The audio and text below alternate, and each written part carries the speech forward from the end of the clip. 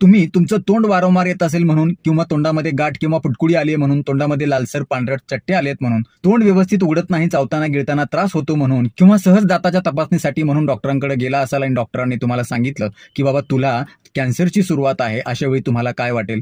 तुम्हाला भीती वाटेल, तुमच्या पायाखालची जमीन सरकेल, तुमच्या समोर तुमचा मृत्यू दिसेल. पण मात्र ह्या सगळ्या गोष्टी आपल्याला तंबाखू, गुटखा, मावा, सुपारी खात असताना लक्षात येत नाहीत. अगोदरचे लोक खूप तंबाखू खात होते तरी सुद्धा त्यांना कॅन्सर होत नव्हता, कारण त्यांची लाईफस्टाईल वेगळी होती. आताची लाईफस्टाईल खूप वेगळी आहे. आहार विहारामध्ये बदल झालेले आहेत, जेनेटिक्समध्ये देखील खूप मोठ्या प्रमाणामध्ये बदल झालेले आहेत. त्यामुळे हल्ली तंबाखू खाणाऱ्या लोकांच्या मध्ये तोंडाच्या कर्करोगाचं, कॅन्सरचं प्रमाण खूप मोठ्या प्रमाणामध्ये वाढलंय. त्यामुळे देवाने एकदाच दिलेलं सुंदर आयुष्य जर तुम्हाला चांगलं, निरोगी, आनंदानं, समाधानानं जगायचं असेल, आणि हे आयुष्य फक्त तुम्हा एकट्याचं नाहीये, तुमच्या आई वडिलाचं आहे, तुमच्या मुलाबाळांचं आहे, तुमच्या बायकोचं आहे, बहीण भावाचं आहे, तेव्हा आजपासून तंबाखूचा एकही कण तुमच्या शरीरामध्ये कुठल्याच स्वरूपात जाणार नाही याची आवर्जून काळजी घ्या आणि कॅन्सर सारख्या जीव घेण्या आजारापासून आपला बचाव करा. आवडल्यास लाईक करा.